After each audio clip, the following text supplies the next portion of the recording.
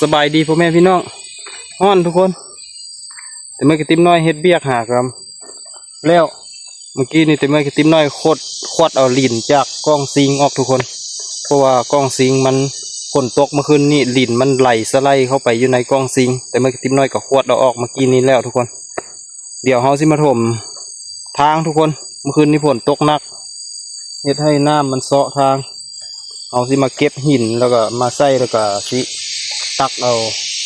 ดินพุ่นทุกคนมาถมให้มันเป็นทางรถเข้ารถออกมันง่ายทุกคนก็มาติดตามซ้อมกันทุกคน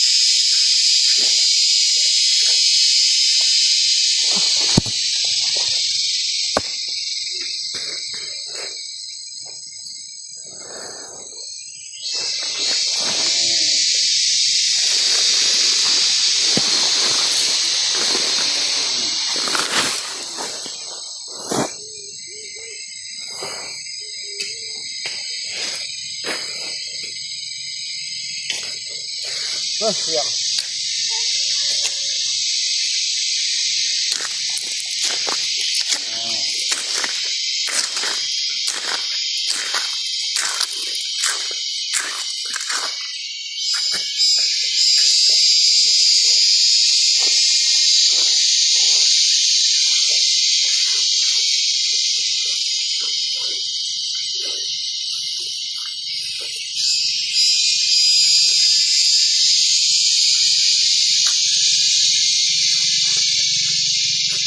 เรียบร้อยแล้วเราทุกคนเอาลิ้นมาใส่กันประมาณนี้รถเขาออกก็ง่ายแล้วพ่อแม่พี่น้องวันนี้รถมาเตะเรือออกยากเข้ายากทุกคนมือกระติมน้อยก็ตักเอาลิ้นหินนั้นมาใส่กับลิ้นผสมกันทุกคนก็แล้วละตอนนี้เนาะ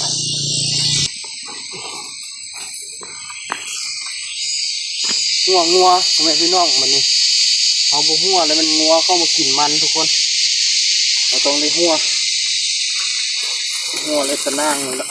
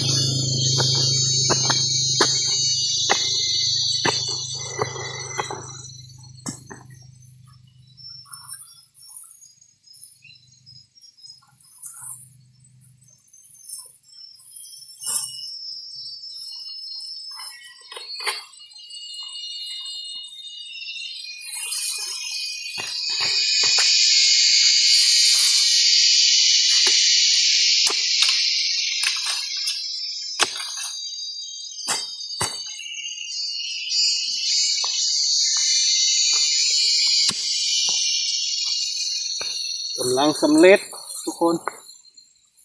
งัวกันบ่หัวนี่งัวเข้าทุกคืนเลยทุกคน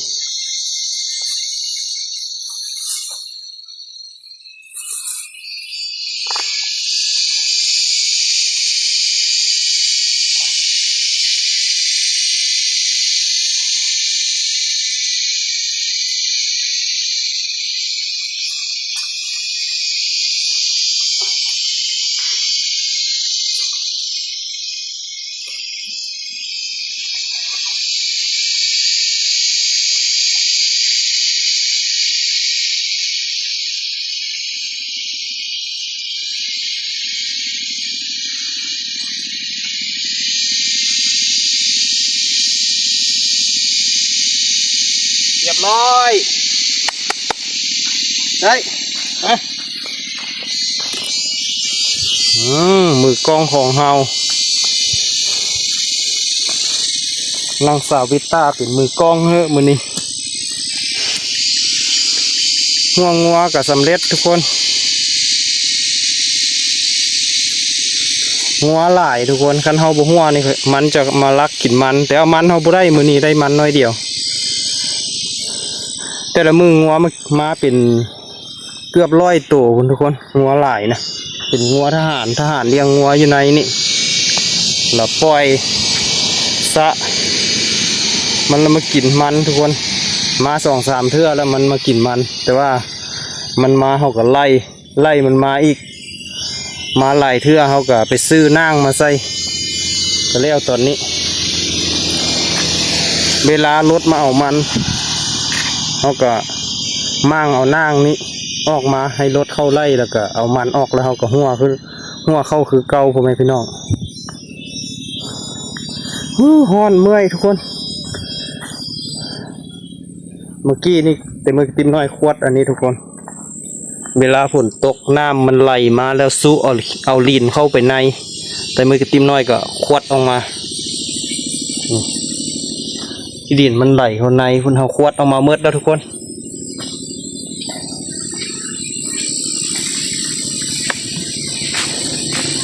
นี่เขาก็แปลงแล้วทุกคนปกติมันเป็นน้องนี่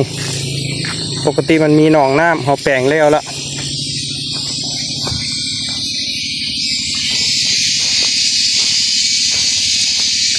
มือนี้ได้มันน้อยเดียวทุกคนมันเมื่อวานนี่แต่เมื่อติมน้อยก็เอาออกเมื่อละเมื่อวานนี้ได้อยู่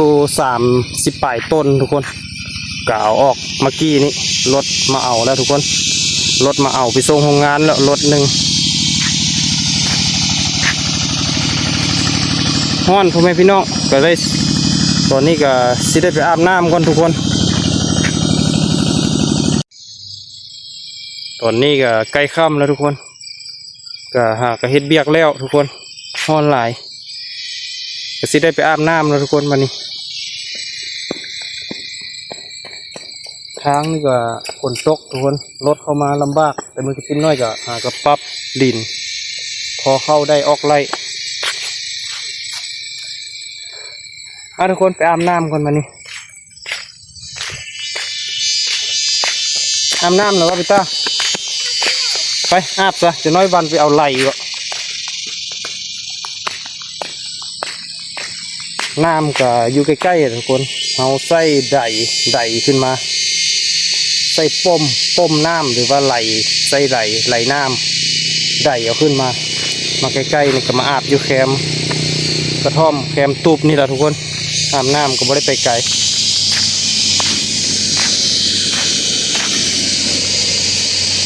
ทุกคนมื้อนี้กับบรรยากาศกับบ่มีอย่างใดทุกคนก็เฮ็ดเบียกบริมบลอยน้อยนึงก็ผู้ใดเข้ามาติดตามชมกับพากกดไลค์กดแชร์นะทุกคนเนาะเพื่อเป็นกำลังใจให้แต่ไม่กินน้อยได้เฮ็ดคลิปต่อไปทุกคน